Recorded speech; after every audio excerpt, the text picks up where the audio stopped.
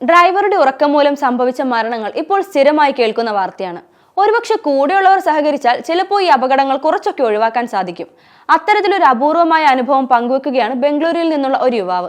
Camp diaries ബംഗളൂരുവിന്റെ സ്ഥാപകനായ മിലിന്ദ് ചന്ദ്വാനിയാണ് തന്റെ അനുഭവം ഇൻസ്റ്റഗ്രാമിൽ പങ്കുവച്ചത്.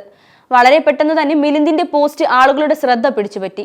താൻ പുലർച്ചെ എയർപോർട്ടിൽ നിന്നും ഒരു ടാക്സി വിളിച്ചുവെന്നും ടാക്സി ഡ്രൈവർക്ക് നല്ല ഉറക്കം വരുന്നുണ്ടായിരുന്നുവെന്നുമാണ് മിലിന്ദ് പറയുന്നത്.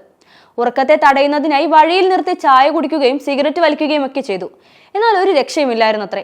ഒടുവിൽ ഇനി വാഹനം താൻ ഓടിച്ചാലോ എന്ന മിലിന്ദിന്റെ ചോദ്യത്തിന് ഡ്രൈവർ അപ്പോൾ തന്നെ സമ്മതം മൂളി. അങ്ങനെ ഡ്രൈവർ പാസഞ്ചർ സീറ്റിലിരുന്ന് ഉറങ്ങുകയും മിലിന്ദ് വാഹനം ഓടിക്കുകയുമായിരുന്നു.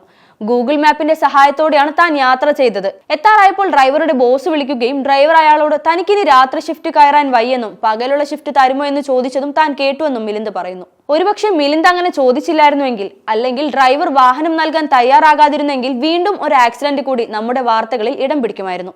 ജീവിതം അപ്രതീക്ഷിതമായ വഴിത്തിരിവുകൾ നിറഞ്ഞതാണ്. അതിൽ ദയയുള്ളവരായിരിക്കുക, സഹാനുഭൂതി കാണിക്കുന്നവരാകുക, ഡ്രൈവിംഗിലുള്ള നിങ്ങളുടെ കഴിവ് വർദ്ധിപ്പിക്കുക. അവ എപ്പോഴാണ് ഉപകാരപ്പെടുക എന്ന് പറയാൻ സാധിക്കില്ലെന്ന് കുറിച്ചുകൊണ്ടാണ് മിലിന്ദ് വീഡിയോ പങ്കുവച്ചത്. ഇതിനു പുറകെ ഒരുപാട് പേരാണ് പോസ്റ്റിന് കമന്റുകളുമായി എത്തിയത്. ചിലരൊക്കെ തങ്ങൾക്കുണ്ടായ സമാനമായ അനുഭവം പങ്കുവച്ചു. അതിൽ രസകരമായ അനുഭവങ്ങളുമുണ്ട്. ഒരു യുവതി കുറിച്ചത് തന്റെ ടാക്സി ഡ്രൈവർക്ക് ഉറക്കം വരുന്നുണ്ടായിരുന്നുവെന്നും എന്നാൽ വാഹനം താൻ ഓടിക്കട്ടെ എന്ന് ചോദിച്ചപ്പോൾ അയാൾ സമ്മതിച്ചില്ലെന്നും പിന്നീട് അങ്ങോട്ട് അയാൾക്ക് ഉറക്കം വന്നില്ലെന്നുമാണ്. മറ്റൊരാൾ കുറിച്ചത് ഡ്രൈവറോട് താൻ കാർ ഓടിക്കട്ടെ എന്ന് ചോദിച്ചു എന്നും താൻ കാർ ഓടിക്കുന്ന സമയത്തെല്ലാം ഡ്രൈവർ ഫോണിൽ അയാളുടെ കാമുകിയെ വിളിച്ച് സംസാരിച്ചു കൊണ്ടിരിക്കുകയായിരുന്നു എന്നുമാണ്.